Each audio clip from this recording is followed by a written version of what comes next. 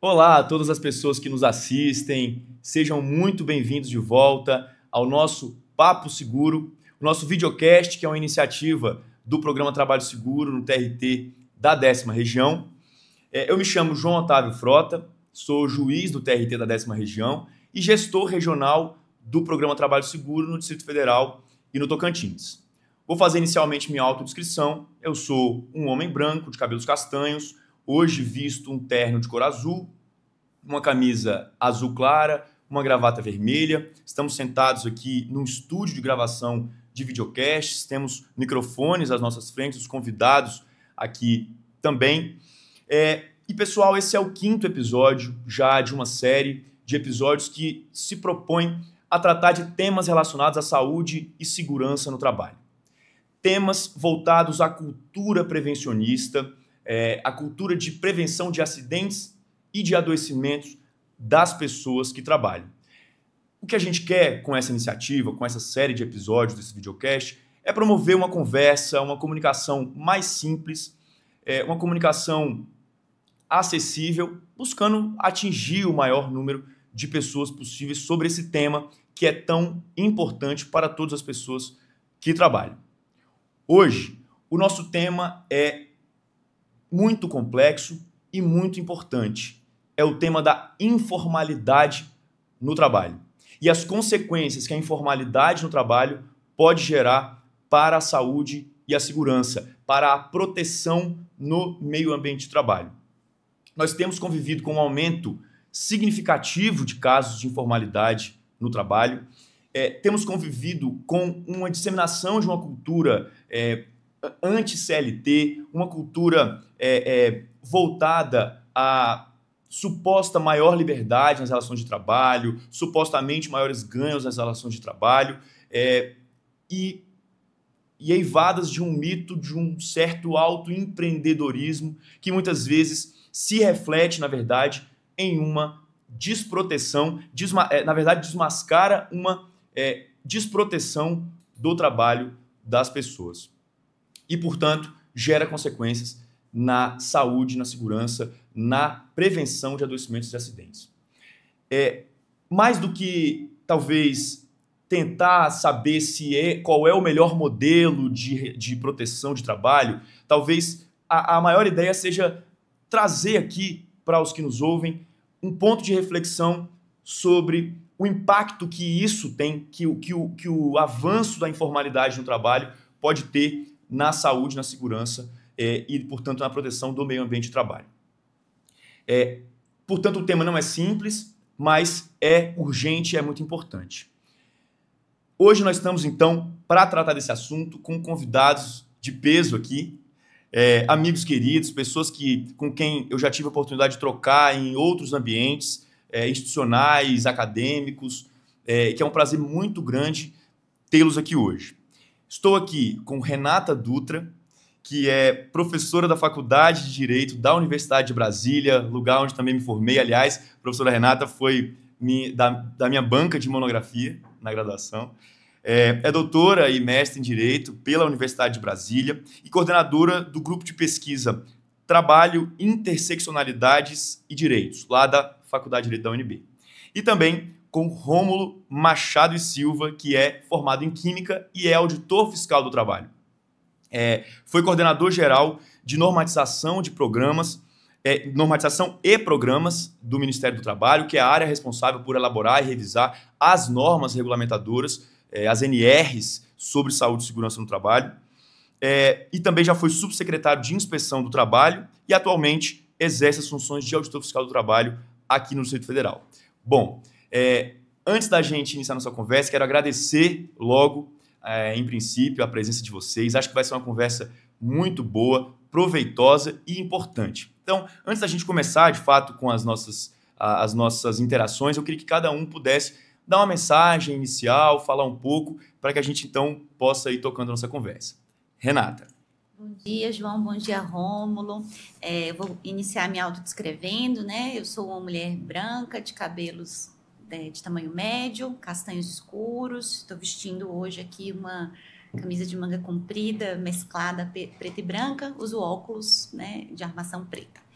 Eu queria agradecer, é uma alegria estar aqui, uma alegria participar desse podcast, uma alegria ver esse projeto, né? Ver o seu trabalho conversando mesmo com os jurisdicionados, com os trabalhadores e trabalhadoras, e uma alegria rever o João Otávio, né? Que agora na condição de juiz, antes na condição de estudante, e que está fazendo um trabalho excelente por aqui, e também de conhecer o Rômulo, né? Prazer estar com vocês. Muito obrigado, Renata. Rômulo. Olá, João. Olá, Renata. Muito obrigado pelo convite. Também vou fazer minha audiodescrição. Sou um homem branco, cabelos curtos, não mais tão pretos como já foram. Atualmente o grisalho está ganhando espaço e também estou com um terno azul e uma camiseta azul claro. É um prazer estar aqui para conversar, para dialogar com vocês, para a gente trabalhar aí algumas reflexões em relação a um tema que, como o João disse, é complexo, mas atinge diretamente toda a nossa sociedade, todo o nosso coletivo de pessoas, de trabalhadores. Então, bater um papo trazendo aí diversas reflexões com o objetivo maior de contribuir com a prevenção dos acidentes de trabalho.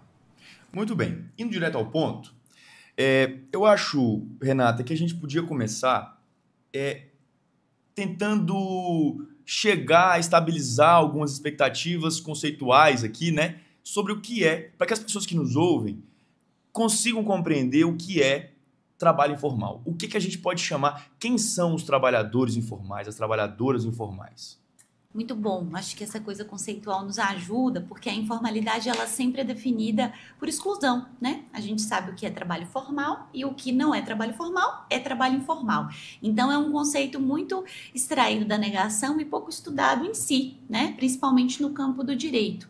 Então, pensar o que é informalidade. Eu vou usar aqui uma classificação que é de economistas, né, do professor Dari Krain e do Marcelo Proni. Eles trazem uma abordagem que coloca dois grupos para a gente pensar a informalidade, né? A ideia de velha informalidade e de nova informalidade. Quando a gente fala de velha informalidade, a gente está falando daquilo que é muito característico do mercado de trabalho brasileiro, que é o trabalho que é realizado fora da economia organizada, o trabalho que é realizado principalmente pelo aquele trabalhador que trabalha por conta própria, né? Então, a gente está falando de uma pessoa que vende lanche na rua, de um vendedor ambulante, de um guardador de carro, a gente está falando talvez de uma trabalhadora doméstica diarista, a gente está falando desse grupo que está fora de uma estrutura empresarial organizada e que ganha a vida por conta própria, sem uma relação necessariamente de subordinação. Essa é a ideia de informalidade, velha informalidade, que faz parte do mercado de trabalho brasileiro historicamente, né? E aí a gente pode pensar também elementos de gênero, de raça, né, e formações históricas que fizeram com que determinados grupos de pessoas não conseguissem acessar o mercado de trabalho formal e tivessem que ganhar a vida nesses arranjos. E mais recentemente, a gente tem esse conceito de nova informalidade. Por quê?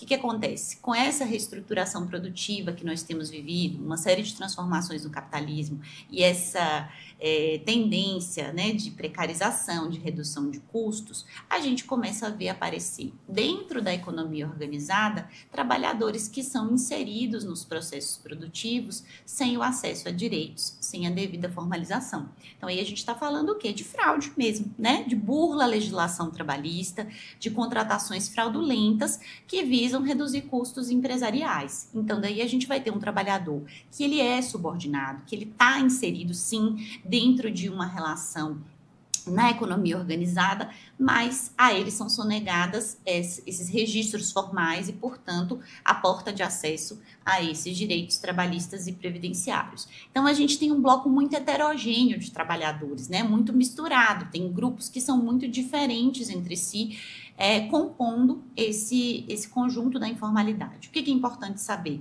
Que o trabalhador informal, ou a trabalhadora informal, é alguém que, por conta de estar excluído, né, desses registros formais, da carteira de trabalho, ele fica excluído também do acesso a direitos trabalhistas e do acesso a direitos previdenciários na prática, né? Então, é um desafio para o direito do trabalho alcançar esse grupo justamente pelo fato de que ele não está formalizado, não está registrado, não tem sua vida profissional notificada.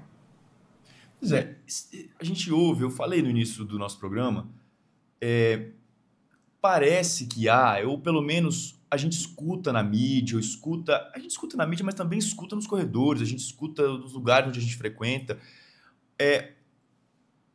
parece que está cada vez gradualmente emplacando um discurso que se pretende convencer de que é mais vantajoso empreender do que ser CLT, como se fossem realmente coisas essencialmente dicotômicas, né? Então, esse mito do autoempreendedorismo, de a CLT é sinônimo de falta de liberdade. CLT é sinônimo, a gente escuta às vezes, sinônimo de pegar ônibus lotados 6 da manhã para demorar 1h30 e chegar no trabalho e depois para voltar, mas essa 1h30 e chegar lá e ter que bater ponto e ganhar pouco. Esse discurso que vem ganhando força, será que ele não mascara, na verdade, uma busca que, a pretexto de redução de custos, acaba chegando na fraude trabalhista mesmo? O quanto será que essas pessoas... Porque é isso, né? A gente conversava antes. Estar desgostoso com o seu trabalho, com ter aquele emprego, é algo que pode acontecer, é natural. Mas o quanto esse discurso, na verdade, mascara alguma coisa, algum objetivo ou outro por trás que não seja, de fato, dar maior liberdade para as pessoas e maiores ganhos, né? O que vocês pensam sobre isso? Bem, João, acho que são fenômenos complexos pelo qual a nossa sociedade passa. E é impossível tentar, acho que é um risco tentar ver de forma simplista esses fenômenos. O fato é, o que leva, muitas vezes, um trabalhador que tem ali uma renda de R$2.000 no mercado formal, no clássico mercado formal, optar por um caminho de empreendedorismo? Acho que é preciso refletir sobre o que tem feito acontecer este movimento. Porque o fato é, este movimento está acontecendo. Então, mais do que ficar só nas discussões, mais do que só as discussões teóricas, é preciso entender e se colocar no lugar do outro. Agora, é preciso olhar como um todo esse fenômeno. Por quê? Porque tem uma questão do fenômeno social. E esse trabalhador, esse autoempreendedor, o que vai acontecer quando tiver um acidente de trabalho? O que vai acontecer quando chegar no momento de aposentadoria dele? E é preciso olhar também enquanto Estado. O tempo inteiro nós vemos notícias sobre crise fiscal, sobre todos esses problemas fiscais que o Brasil enfrenta, que o juro está lá em cima por causa de contas públicas. Num momento que você deixa de ter esse trabalho formal e passa a ter também muita gente nesse mercado informal, você deixa de ter contribuições previdenciárias, você deixa de ter recolhimento de tributos. Então, é um problema complexo que é uma análise multifatorial, de multicenários aí também. O problema é complexo, eu concordo. Agora, talvez voltando à questão conceitual, a gente tem que tentar entender o que é o empreendedorismo, o que é um empreendedor, quem de fato é empreendedor. Né? É absolutamente legítimo, eu também acho, e essa discussão de fato é muito complexa. Eu quero sair do meu emprego seletista porque quero abrir meu negócio. Isso é um caminho absolutamente legítimo e é ótimo, é brilhante.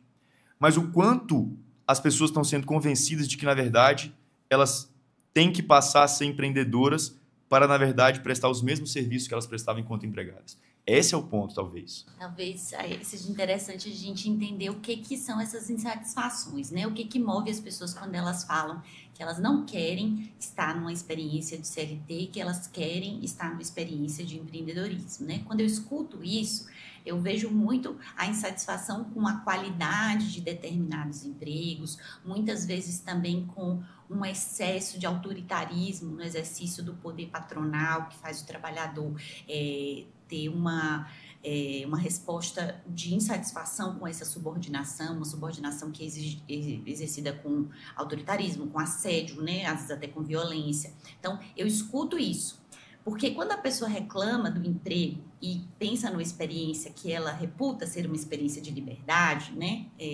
Eu não ouço a pessoa reclamar de ter férias, 13º, de poder ter uma aposentadoria, de ter um descanso semanal remunerado, de ter um limite de jornada. Não é essa a insatisfação da pessoa. A insatisfação é eu não tenho liberdade, não tenho flexibilidade no meu horário, eu tenho que ouvir desaforo do meu patrão, eu tenho que passar por experiências desagradáveis, eu tenho que fazer hora extra quando eu não quero.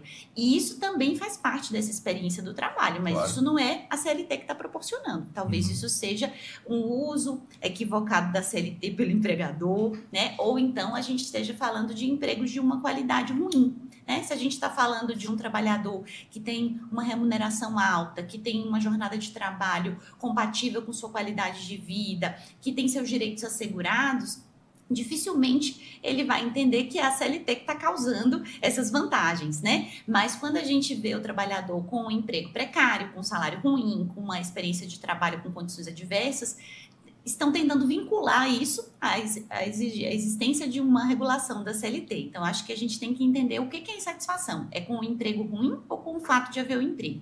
E aí, a outra questão conceitual é o que é ser empreendedor, né? Porque estar dentro de uma relação de trabalho subordinada, formal, é ser um trabalhador. E estar numa relação de trabalho que não é subordinada, que é uma relação por conta própria, também é ser um trabalhador. Se você depende do seu trabalho para viver, você é trabalhador, né? Ainda que você exerça esse trabalho com autonomia, né? Eu vou usar meu trabalho para fazer doces na minha casa e vou vender. Você é uma trabalhadora autônoma que vende seus doces, que divulga isso na internet, que faz... Ser empreendedor é você, dentro de uma economia capitalista, ter capital para empreender, para se colocar dentro da sociedade não como trabalhador, mas como um agente econômico, né? E isso é um debate completamente diferente. Por que as pessoas querem se afastar da condição de trabalhador e se colocar nessa condição de empreendedor? Isso aí tem uma dimensão muito ideológica, né? No sentido de que ser trabalhador é ruim, de que ser trabalhador está numa posição de subserviência, de fragilidade. Eu acho que é importante a gente entender esses conceitos, a gente pensar que ser trabalhador, seja subordinado, seja um trabalhador autônomo, é uma condição que é digna, que ela pode reivindicar melhores direitos, melhores posições dentro da sociedade e não necessariamente resvalar para o empreendedorismo. Porque muitas vezes o que eu vejo é um trabalhador subordinado, um trabalhador com condições de trabalho extremamente áridas, se invocando como empreendedor. E isso só faz o quê? Com que ele não acesse direitos sociais que são típicos dos trabalhadores, né? Então, acho que esse é um debate para a gente pensar com cuidado os conceitos. Na tua fala, João, você usou o termo mito do empreendedorismo, né? E aí, muitas vezes, a gente acaba identificando exatamente esse fenômeno. O trabalhador se auto-intitula empreendedor, mas, de fato, ele constitui um MEI, um fenômeno de CNPJização, ele constitui um MEI e, por isso, ele já se enxerga como empreendedor. Mas ele tem horário para entrar e para sair, ele tem, de fato, subordinação. Na verdade, aquilo ali é uma fraude, né? Faz de conta que ele é um empreendedor, porque ele tem um MEI, tem um CNPJ, mas, de fato, todos os requisitos da relação de emprego permanecem ali. Ou seja, do que eu estou compreendendo da conversa, existem diversas maneiras de exercer o trabalho. Esse caminho de se afastar da CLT pode jogar as pessoas sendo subordinadas, ainda trabalhadores subordinados, portanto, diante de uma fraude, ou não subordinadas, trabalhadores autônomos, fato é que as pessoas acabam caindo na informalidade, que é aquele conceito trazido no início pela Renata. O que vocês... E aí, trazendo para o nosso tema mais próprio, o que vocês identificam, assim, que consequências vocês acham que esse caminhar para a informalidade traz? Que consequências isso tem para a saúde e segurança das pessoas que trabalham? Vocês enxergam impactos diretos ou indiretos nesse processo para a proteção do meio ambiente de trabalho? Acho que primeiro a gente tem que lembrar que a gente já tem um desafio de implementar a proteção à saúde e segurança do trabalho dentro do mercado de trabalho formal. No trabalho formal, né? O Brasil é um país que não consegue implementar efetivamente proteção ao trabalho dentro da formalidade, que dirá na informalidade, né? E o que a gente tem na informalidade? Novamente eu vou bifurcar aqui, dividir a questão, né? O trabalhador que está dentro de uma situação de fraude, né? Que ele não está contratado, ele não está registrado, o empregador não reconhece ele como seu empregado, ele dificilmente vai ser alcançado por alguma medida de proteção à saúde e segurança. né? Então, esse trabalhador que entra, por exemplo, na construção civil como MEI, ele não vai ter equipamento de proteção individual, orientação específica, ele não tem amparo previdenciário, ele não vai receber do empregador, justamente porque o empregador, ao contratá-lo como MEI, entendeu que está delegando a uma empresa a realização desses próprios cuidados. Só que esse trabalhador, ele não é uma empresa, ele é uma pessoa física, ele é um trabalhador e ele não tem condição de, por si próprio, dar conta dessas medidas de implementação. Então, você vê o quê? É uma forma de tirar, no fim, a responsabilidade pelo meio ambiente de trabalho. Quem contrata não se responsabiliza, quem é contratado não tem condição de se responsabilizar. E aí você tem uma lacuna de responsabilização. Então, na fraude trabalhista, o objetivo é sempre esse. O objetivo é isentar o empregador de custos e de responsabilidade. Então, por consequência, os custos, né, a energia que tem que ser dedicada à proteção de saúde e segurança no trabalho vai ser negada, né, por esse empregador que está oculto nessa relação. E aí, por outro lado, a gente tem os trabalhadores por conta própria mesmo, né? Os trabalhadores que estão na economia informal, da velha informalidade. E aí a gente tem um desafio que é, talvez, até mais complexo, né? Um trabalhador que não tem um empregador, um trabalhador que está ali, muitas vezes, na rua, né? O trabalho informal, ele é exercido muito na rua, e ele não tem, do ponto de vista de sua própria organização da atividade, condições também de exercer esse trabalho, se preparando, se precavendo em relação às medidas de saúde e segurança. Aí a gente leva a dimensão da saúde e segurança do trabalho para um lugar da política pública mesmo, né? Então, a gente pensar vendedores ambulantes que estão na rua, expostos ao sol, sem acesso a sanitário, sem acesso à água potável, né? Expostos, às vezes, até à violência. Como é que esse trabalhador vai ser protegido? Ele não tem um empregador sobre ele para a gente responsabilizar e ele não tem, muitas vezes, condição de se responsabilizar. Aí a gente vai ter que dialogar com outras instâncias do poder público para pensar que esse trabalho de rua, a partir dos direitos sociais de uma maneira mais ampla, tem que ser protegido também em termos de saúde e segurança. Então, é um debate que, justamente pela diversidade de situações que a gente tem na informalidade, gera diversidade de respostas, de desafios e de alternativas para responder esses desafios. Ô, Rômulo, eu queria que você complementasse, mas já trazendo, eu acho, alguma coisa da sua experiência como auditor fiscal do trabalho, sabe? O auditor fiscal do trabalho está ali, muitas vezes, no fronte de fiscalização, visitando um trabalho de itinerância mesmo, visitando locais de trabalho, dentro dos seus projetos que existem na auditoria fiscal, mas visitando locais de trabalho, indo, dando uma orientação e também autuando, quando for o caso. Mas, dentro da sua experiência, você tem visto o que você tem visto do que a informalidade traz de consequência para o meio ambiente de trabalho? Vamos lá, João. Quando a gente fala sobre acidente de trabalho, né, desse mercado formal clássico, né, do CLT, nós somos um país que convivemos aí com mais de 700 mil acidentes ano, com entre 2.500 e 3.000 mortes, acidentes fatais, de pais de família, mães de família que saem de sua casa para trabalhar e não voltam porque morreu no trabalho. E mais entre 10 a 15 mil incapacitações permanentes por ano. Isso é o nosso cenário de acidentalidade dentro do mercado formal. No informal a gente não consegue nem enxergar esses números por causa de toda essa desproteção que há. Então, vou comentar 3 casos. Assim, recentemente aconteceu um acidente fatal aqui em Brasília, e lógico, não vou trazer de aonde foi, quem foi, nem nada disso, mas qual o cenário? A empresa contrata um profissional que faz um contrato com um pedreiro para a construção de um galpão. Este pedreiro ali, que é um MEI, contrata outros trabalhadores para ajudar ele ali. Esses trabalhadores eu falo contrato, na verdade não é contrato, né? Chama, vamos lá, vamos fazer, né? De boca, não tem nada registrado, e leva aqueles trabalhadores para executar aquele serviço. E o que aconteceu? Nesse momento de execução, uma das vigas caiu e veio a vitimar um daqueles trabalhadores. E aí, qual que é a proteção? Quais são as responsabilidades de cada um nesse contexto?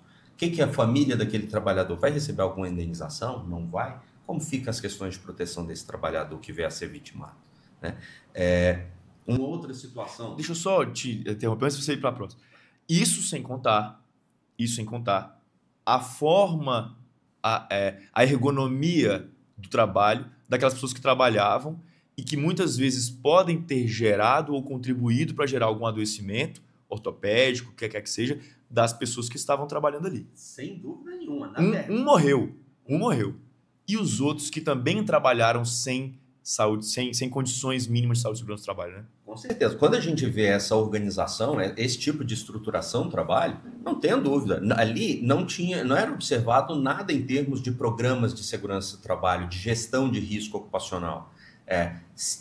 Nesse tipo de cenário, não tem comissão interna de prevenção de acidentes. Nesse tipo de cenário, você não tem um serviço especializado em segurança e medicina do trabalho, né? Então, esses trabalhadores estão ali executando os serviços e só foi visualizada essa questão porque foi um óbito. Então, o óbito tem uma ampla repercussão. Se é uma fratura, se é um adoecimento, isso daí vai ficar invisível, mas alguém vai ter que pagar essa conta e esse alguém é a sociedade, é o poder público. Então, esse é um caso marcante, recente, aqui no âmbito do Distrito Federal. Falei que ia trazer 3, né? Isso. Um outro caso. Recentemente, a Secretaria de Inspeção do Trabalho do Ministério do Trabalho produziu uma nota extensa sobre essa questão da informalidade, do mito do autoempreendedorismo. E aí, um dos casos que estão citados lá nessa nota aconteceu em diversos municípios da Bahia. Uma empresa ganhou um processo de terceirização para prestar serviços de infraestrutura, de limpeza urbana em diversos municípios da Bahia. E qual foi o modo de operação dessa empresa? Ela contratou quase 3 mil trabalhadores como microempreendedores individuais. Só contratava se fosse MEI. E ela mesma cuidava desse processo de criar o CNPJ para esses trabalhadores. Isso, claramente, é uma fraude. Nem o próprio trabalhador, até por sua origem humilde, né, por falta de acesso a determinado conhecimento, ele no fundo ele está achando que vai ter o 13º dele, que vai ter as férias dele, e o fato é, por esse modelo de estruturação, ele não vai ter nada. Inclusive, se ele tiver um acidente de trabalho, não tem comunicação de acidente de trabalho, não tem nada. Qual era a função desempenhada? Coletores de lixo urbano.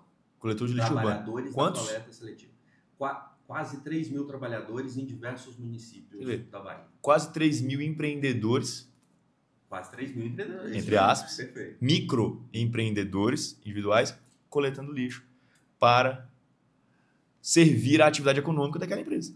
E aí, assim, mais uma reflexão para vocês do mundo jurídico, né?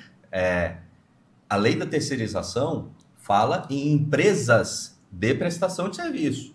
Claro. Um microempreendedor individual, por ter um CNPJ, ele passa a ser uma empresa de prestação de serviços? É a tal da confusão entre terceirização e pejotização, né? São figuras bem distintas, mas que muitas vezes, propositalmente ou não, são confundidas por aí. E de pensar que esse tema vai ser discutido agora pelo Supremo Tribunal Federal, né? A questão da pejotização, porque o próprio Supremo tem se encaminhado no sentido de entender que se o trabalhador se formaliza enquanto pessoa jurídica, enquanto CNPJ, isso, a princípio, resolveria essa relação numa relação empresarial e não numa relação de trabalho. Sendo que, na realidade, o que a gente vê, né, no cotidiano das relações de trabalho, na justiça do trabalho, é justamente que essa criação do CNPJ muitas vezes é orientada pelo próprio empregador, o trabalhador não sabe o que está acontecendo e ter ou não CNPJ muda muito pouco a forma como aquele trabalho acontece na prática, né? Uhum. Então, a justiça do trabalho, historicamente, usa ali o princípio da primazia da realidade para dizer, né, que essa pejotização é uma fraude, que esse trabalhador não é uma empresa, que é uma pessoa física que tem direitos sociais. E isso está em pauta no Supremo, né? Quando o Supremo coloca isso como uma possibilidade de generalização da pejotização no mercado de trabalho, a gente está falando de afastar mesmo o trabalho protegido de uma grande quantidade de trabalhadores e principalmente de uma grande quantidade de trabalhadores subordinados, vulneráveis, em atividade de risco, né? E nós estamos gravando esse episódio hoje, dia 4 de julho de 25, e esse tema de fato não foi a julgamento, está em pauta, soube hoje, inclusive pela manhã, que houve uma determinação de marcação de audiência pública. Então é importante que as pessoas, a sociedade civil no geral, se organizem para, né, trazer aportes fáticos para a Suprema Corte entender muitas vezes a diferença fático-jurídica dos institutos, né, e que não permita, se for o caso, que se normalize e se juridicize a fraude no país, né? Enfim, vamos ver que caminho isso vai tomar na Suprema Corte. O processo ainda está tramitando e, enfim, vamos ver para onde vai essa conversa lá. É um pouco da primazia da forma versus a primazia da realidade, né? Constituir um CNPJ, a pejotização.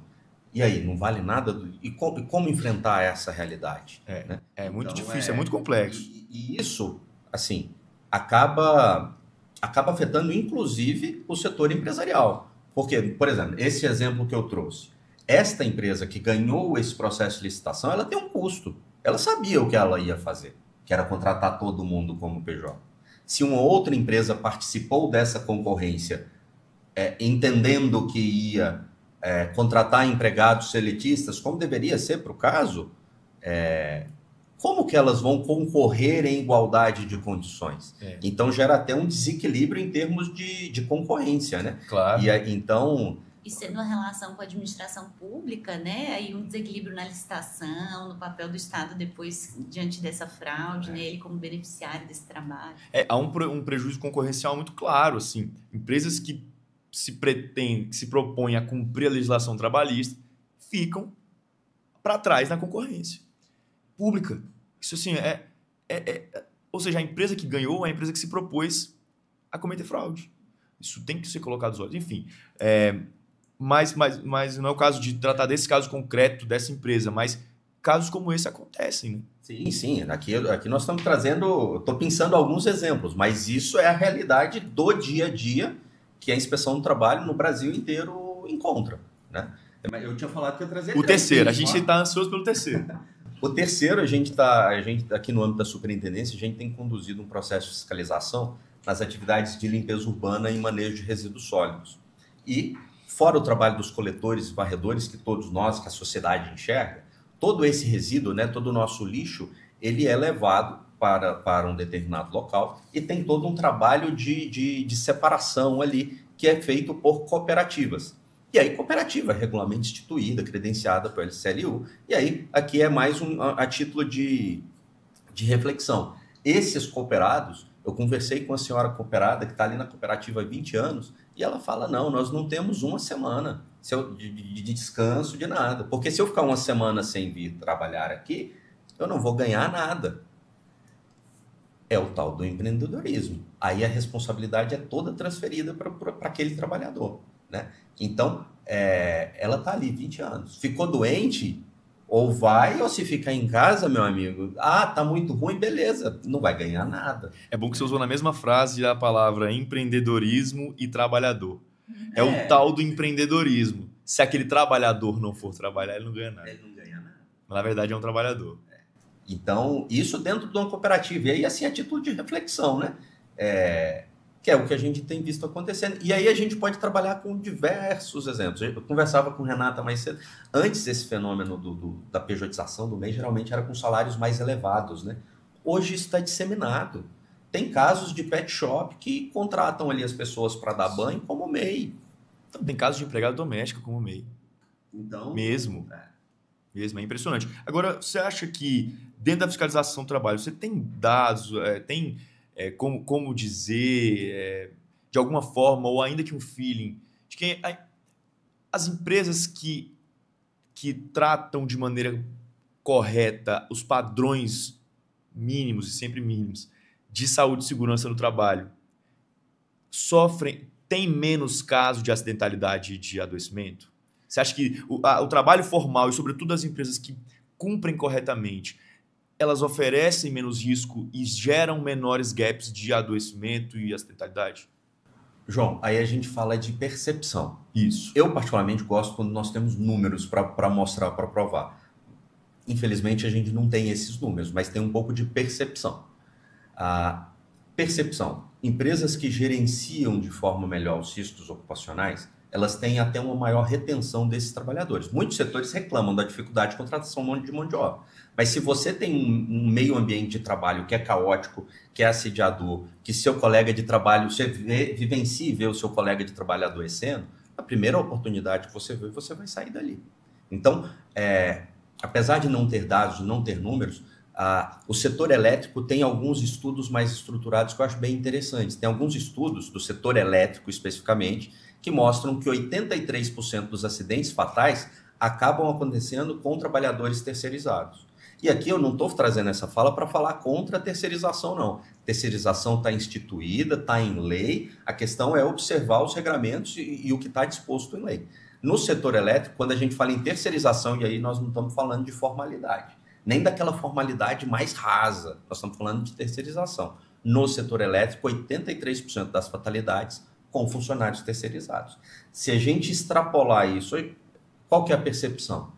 Acabam acontecendo muito mais acidentes em situações de menor proteção. Por quê? Porque nesse cenário de informalidade total e absoluta, olha, se não tem o mínimo que é a formalização do contrato de trabalho, se não tem o mínimo que são essas garantias básicas, a jornada de trabalho não vai ser observada, as questões de gestão de riscos ocupacionais não vão ser observadas. Então, há uma tendência de uma maior acidentalidade também.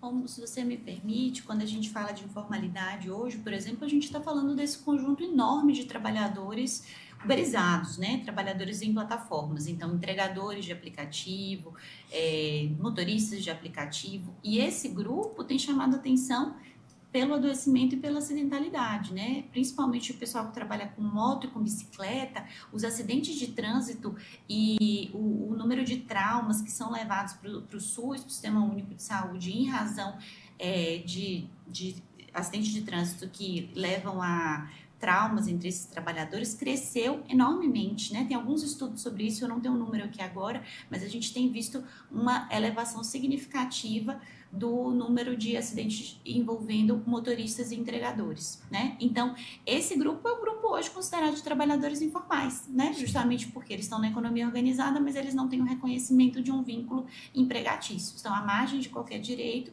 e estão à margem também de medidas de prevenção, né? Muito pelo contrário, eles estão sendo contratados para fazer entregas rápidas. Então, eles são instados por quem os contrata a dirigir rápido, a violar leis de trânsito, a andar olhando para o celular enquanto fazem entrega e, portanto, sem qualquer medida preventiva em relação a esses acidentes. Mas eles são considerados, entre muitas aspas, empreendedores, né? E aí, quando eles se acidentam, o que acontece com esse trabalhador? Não tem nenhum tipo de proteção social e previdenciária.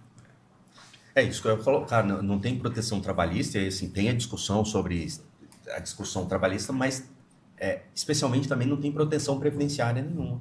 Quando você falou em números, eu recebi uma notícia recente, não fui a fundo analisar o número, mas é que em São Paulo, capital, 2 mortes de motofretistas, dos motoboys, 2 mortes por dia. Em São Paulo. Em São Paulo. Isso não vira comunicação de acidente de trabalho, isso não vai para os dados oficiais de acidente de trabalho. Por quê? Porque ali não tinha um vínculo, né, seletista ali presente. Renata, se a gente for olhar alguns dados, algumas pesquisas recentes que tem sobre informalidade no trabalho, a gente percebe que existe uma sobre-representação dentro do mercado de trabalho informal, seja no seu conceito que trouxe, a velha informalidade ou na nova informalidade, de uma sobre-representação de mulheres, de pessoas negras e de pessoas periféricas, muitas vezes, nesse mercado de trabalho informal. Como que você analisa, assim, o que você acha, como é que o recorte interseccional pode ajudar a gente a compreender essas ocorrências no mercado de trabalho informal? Desculpa, as ocorrências de acidentalidade, eu quero dizer, no mercado informal.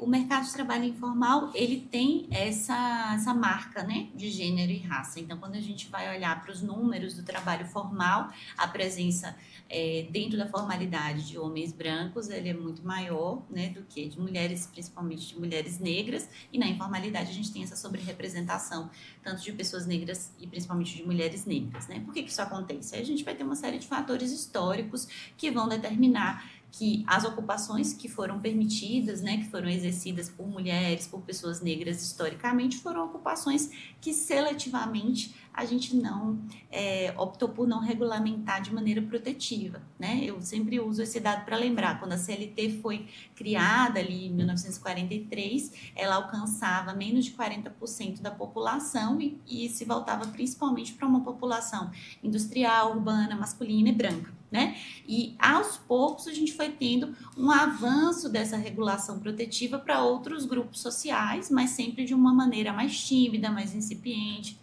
Vide aí como é recente, né, a nossa regulação do trabalho doméstico de uma maneira efetiva, por exemplo. Então, os grupos marginalizados, eles foram historicamente sendo relegados a essas ocupações menos privilegiadas, pior remuneradas e menos protegidas. Então, quando a gente fala de informalidade, a gente está falando de pessoas que tiveram baixo acesso à escolarização, de pessoas que tiveram marcadores de discriminação e outras desigualdades dentro da sociedade que impedem que elas acessem esse emprego formal. E aí a gente tem os cruzamentos, né, do racismo, da questão de gênero, principalmente da sobrecarga do cuidado, né, então mulheres que estão incumbidas de cuidar de suas famílias, dos seus filhos, de pessoas doentes, elas vão ter que optar por ocupações que sejam flexíveis em termos de tempo, né, que elas possam ali exercer quase como um bico para poder dar conta das suas outras atividades. E ali a gente vai tendo fatores de exclusão empurrando esses mesmos grupos sociais para posições mais desvantajosas no mercado de trabalho.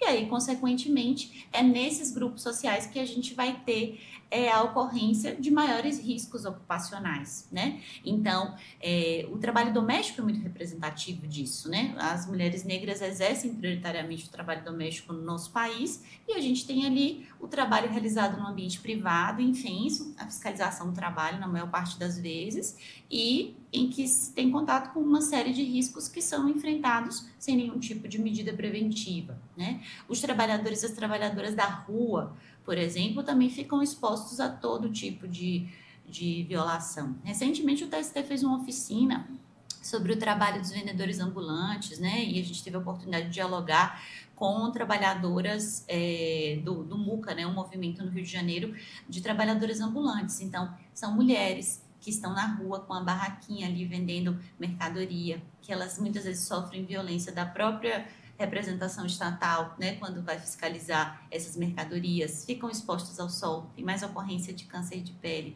não podem ir no banheiro deixar a mercadoria e sair, não tem banheiro público, tem que pedir muitas vezes para utilizar o sanitário, quando elas estão gestantes ou então tem que se afastar por conta do cuidado com os filhos, elas perdem o rendimento. Então, você tem ali uma série de cruzamentos que a condição de mulher, de pessoa negra, de pessoa periférica, de quem trabalha na rua, vai expor essas pessoas a riscos que estão totalmente descobertos, né? Que não estão sendo enfrentados pela sociedade. Ô, João, essas questões, né, gênero e raça, isso associado à informalidade, como Renata está trazendo, mas a gente vê esses números também quando a gente olha para os dados de condição de trabalho análoga de escravo, que muitas vezes estão diretamente relacionados com as condições de segurança e saúde no trabalho. Quando a gente olha para os dados de trabalho análogo de escravo, a maior parte dos trabalhadores são homens, negros ou pardos. Quando a gente olha para o trabalho escravo doméstico, a maioria são mulheres, negras ou pardas. Então, veja como essas coisas vão se conectando, né? E esses são relatos do trabalho análogo de escravo que estão materializados, né? São números que nós temos. Mas isso daí está diretamente relacionado com as questões de segurança e saúde no trabalho também.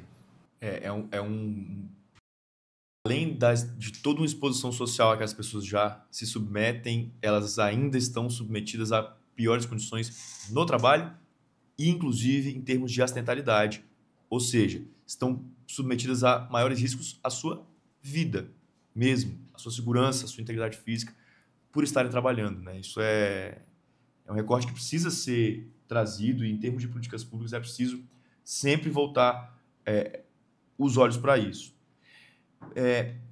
Agora, assim, quando a gente fala de dados, e o Rômulo sempre traz muita questão de dados, e eu sempre trago, quando eu falo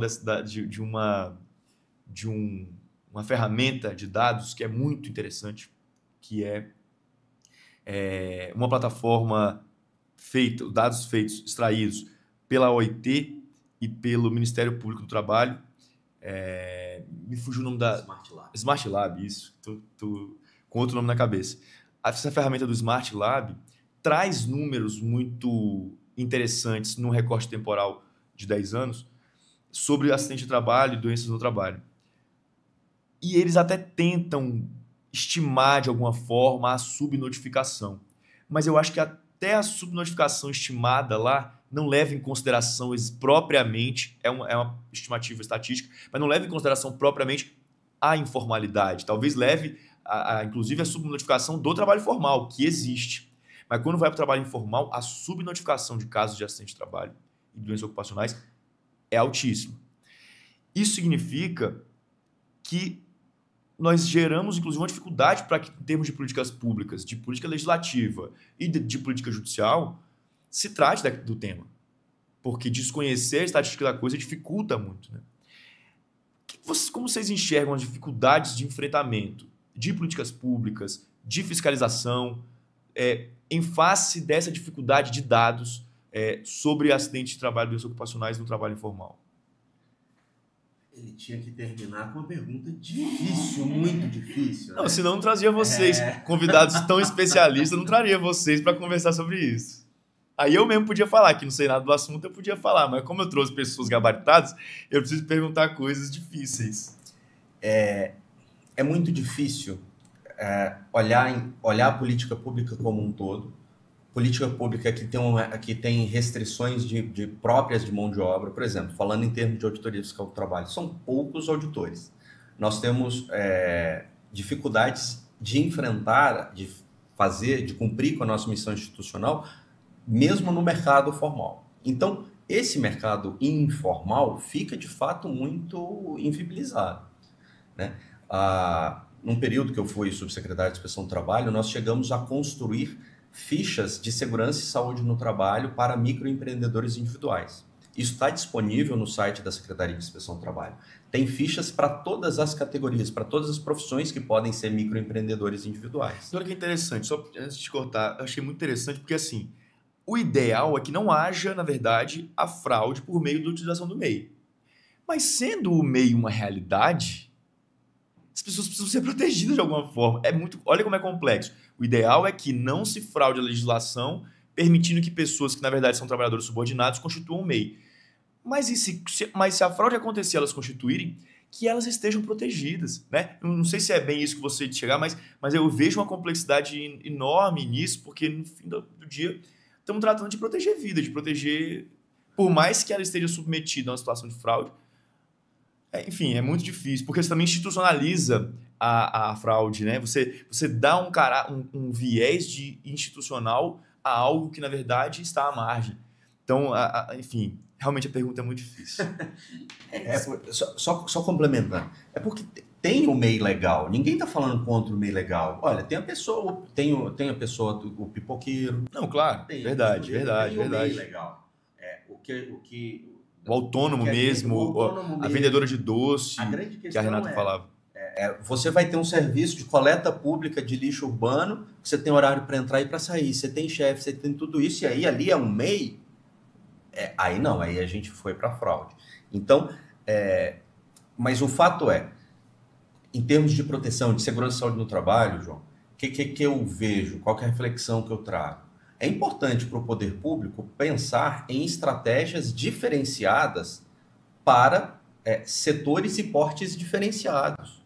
A forma que o Estado vai tratar grandes empresas em termos de regulação é uma. Não adianta eu querer tratar com essa mesma complexidade uma pequena loja de costura que tem 2, 3 trabalhadores ali. E não estou falando em termos de desproteger, de expor aquele trabalhador a acidente. Agora, é necessário que o Estado pense políticas e estratégias para garantir a segurança daquelas pessoas que estão ali.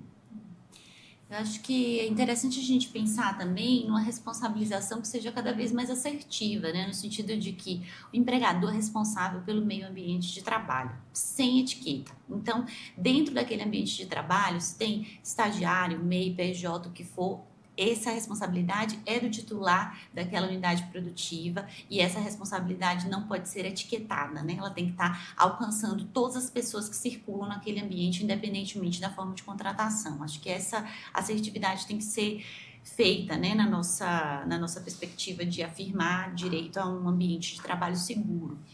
E, por outro lado, eu acho que a gente tem que pensar também a questão do poder público se responsabilizando por estruturas sociais que alcancem trabalhadores que realmente sejam microempreendedores ou trabalhadores autônomos, como eu prefiro afirmar, em espaços públicos, né? Porque muitas vezes a interface desse trabalhador informal de rua com o poder público é uma interface administrativista, né, da cobrança. Você, para ser ambulante, você tem que ter um cadastro, você tem que estar autorizado, sua mercadoria tem que estar regularizada. Então, muita cobrança do poder público exercendo um ônus administrativo em relação a esse sujeito, mas nenhuma garantia, né? Então, esse mesmo poder público não vê esse trabalhador na posição de cidadania, né? Na posição de alguém que ganha a vida por meio do trabalho no espaço público e que tem que ter dignidade no trabalho no espaço público, tem que ter segurança no espaço público, né? Porque essa segurança e saúde do trabalho é uma dimensão de cidadania também, né? Para a gente pensar. Então, são abordagens realmente complexas, né? Que tem que pensar os diferentes grupos, as diferentes perspectivas. Eu vou aproveitar que você falou de subnotificação para a gente falar aqui também de uma iniciativa interessante, que inclusive está em diálogo, né, com o GETRIM, que é o projeto Caminhos do Trabalho, né, um projeto nacional hoje, né, capitaneado pela Fundacentro, que tem parceria com diversas universidades do país, inclusive com a Universidade de Brasília, que parte do pressuposto, né, do dado concreto, de que a gente tem uma larga subnotificação de acidentes de trabalho no Brasil e uma cultura de ocultação dos acidentes de trabalho, né? Seja por parte dos empregadores, seja por parte dos próprios coletivos de trabalho. Então, por meio desse projeto, nas universidades nós temos tido serviços de atendimento gratuito a trabalhadores e trabalhadoras, independentemente da forma de vínculo. Então, os informais também podem acessar esse projeto para a gente fazer avaliações médico e jurídicas, né? Avaliações em saúde e avaliações jurídicas das condições desses trabalhadores, com emissão de CAT e emissão de dossiês circunstanciados que vão permitir que esses trabalhadores acessem direitos num segundo momento.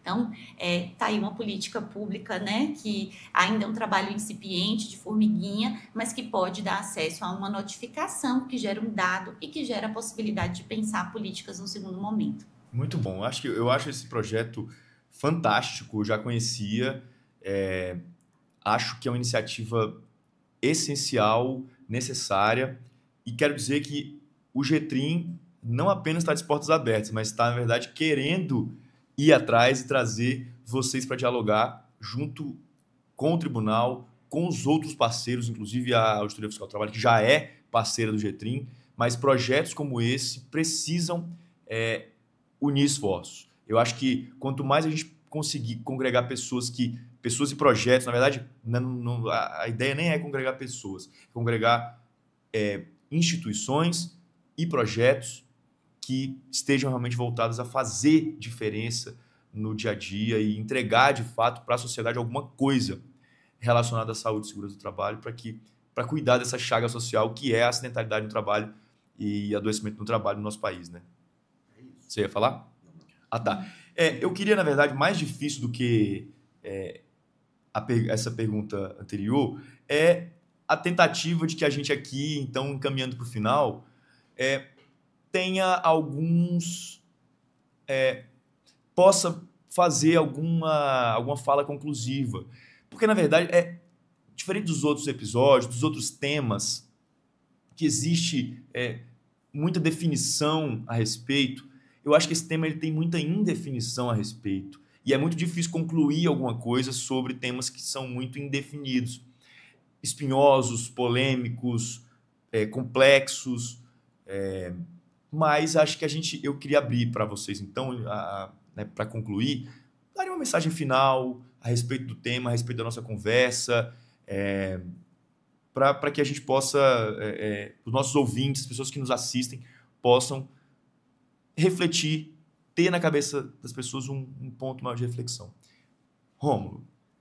Começa por mim? Claro. Não era para poder falar, porque alguma ideia assim. Primeiro você. Bom, vamos lá, pegando um gancho exatamente do que tu falaste agora no final. Acho que segurança jurídica é importante. É importante que a sociedade, que empregadores, que trabalhadores, que o poder público saiba qual que é a regra do jogo. O pior cenário é o cenário de indefinição. É necessário enfrentar os debates, fazer as discussões, mas é necessário saber qual que é a regra, o que vale e o que não vale, né? Questões de fraude, informalidade sempre vão existir da mesma forma que crimes, porque é da natureza humana. Então tem gente que faz certo, tem gente que não faz certo. Então isso a gente, enquanto poder público, sempre vai ter que enfrentar. Mas como mensagem final, assim, eu sempre tendo a ter um olhar otimista sobre as coisas e sobre os caminhos que nós percorremos, né? E as questões de segurança, o direito a um ambiente de trabalho seguro e saudável passou a ser um direito e princípio fundamental do trabalho, de acordo com a Organização Internacional do Trabalho, só recentemente, em 2022. Então, as coisas estão acontecendo, as coisas estão avançando. Hoje nós temos normas regulamentadoras em que pese sempre poder serem aprimoradas, são normas regulamentadoras que trazem a previsão de uma gestão integral dos riscos ocupacionais. Então, nós temos um caminho a percorrer para, de fato, através de conversas como essa, de ações como a Campanha Nacional de Prevenção de Acidentes de Trabalho, de meios para disseminar informações, de modo que a gente, de fato, consiga construir uma cultura de prevenção de acidentes de trabalho. Se as pessoas tiverem maior percepção dos perigos, maior percepção dos riscos a que elas estão expostas, e aí, independente do arranjo de trabalho que há, nós temos uma possibilidade de ter êxito, de olhar para frente e de ter uma redução efetiva dos acidentes de trabalho. Muito bem. Renata? Eu acho muito importante a gente pensar em espaços como esse, a informalidade, né? Eu acho que a informalidade ela é muito negligenciada e, como a gente conversou, né? Isso é produto de uma série de exclusões, né? A informalidade é um setor um campo de exclusão no mundo do trabalho que reproduz outras exclusões sociais. Então, quando a gente pensa em informalidade, trazendo ela para o centro, a gente dá a possibilidade de responder, né, melhor a essa realidade. Acho que, por muito tempo, a ideia de informalidade, até para o direito do trabalho, ela foi pensada de uma maneira simplista, né? A informalidade não tem que existir. O que é informal tem que passar a ser formal e assim está resolvido o problema como que por mágica. E é tudo muito mais complexo que isso, né? Primeiro, óbvio, a gente tem que combater fraudes e trazer para a formalidade quem está sendo mascarado como informal, com sonegação de direitos. Mas a gente também tem que entender a complexidade do nosso mundo do trabalho, do nosso mercado de trabalho, e entender que existem experiências de trabalho outras que não a do trabalho subordinado, modos de vida, né, processos de exclusão que levaram a outras formas de trabalho que precisam ser compreendidas, né, e precisam ser protegidas, só que exatamente pela sua diversidade, elas precisam ser entendidas através de diálogo, né? Então, pensar experiências de trabalho distintas do trabalho seletista, do trabalho formal, passa por um diálogo com a sociedade civil organizada, com esses coletivos de trabalhadores que muitas vezes não estão organizados em sindicatos, mas em associações e movimentos sociais, entender formas pelas quais o poder público pode dialogar e pode proteger esses sujeitos, essas sujeitas a partir das suas realidades de trabalho. Então, acho que a gente fez um bom começo aqui dialogando também, né, sobre isso. Pessoal, quero agradecer muito pela presença de vocês. Sei que o tempo de vocês é precioso, mas vocês disponibilizaram aqui, aceitaram o convite de estar aqui, conversando um pouco, participando dessa iniciativa que o nosso tribunal tem empreendido. Uma forma também como um trabalho de formiguinha, de colocar nas redes sociais, disponibilizar debates que se relacionem à saúde e segurança no trabalho. E vocês participaram disso de muito bom grado e fizeram assim, e realmente trouxeram muita reflexão para as pessoas que nos assistiram, que puderam acompanhar. Agradeço demais por vocês terem vindo, sou muito grato à participação de vocês. Realmente, acho que conseguimos refletir, trazer algum canal de reflexão para as pessoas sobre esse tema que é tão complexo. Bom, esse foi, portanto, mais um episódio do nosso videocast Papo Seguro. Espero que vocês tenham gostado. Espero que tenha sido possível que tenham iniciado um processo de reflexão sobre mais um tema relacionado à saúde e segurança no trabalho. Esse muito complexo, esse muito espinhoso, esse muito polêmico, mas muito atual e muito urgente. Que tenha sido um início para que cada um de vocês permaneça refletindo, permaneça em debate, sempre criando, a partir dessas iniciativas, outros canais de diálogo, de debate sobre esse tema, porque eu acho que assim a gente aprimora o nosso conhecimento, e aprimorando o nosso conhecimento, a gente aprimora a política pública, aprimorando a política pública, muitas vezes, a gente consegue melhorar a vida das pessoas. Então, sigam o nosso TRT da 10ª Região nas redes sociais, no Instagram, no YouTube. Esse episódio vai ser disponibilizado no YouTube, também com cortes nas redes sociais. Acompanhem os nossos próximos episódios. E lembrando que de nada vale garantir trabalho sem garantir proteção à saúde e à segurança. Um grande abraço e até a próxima.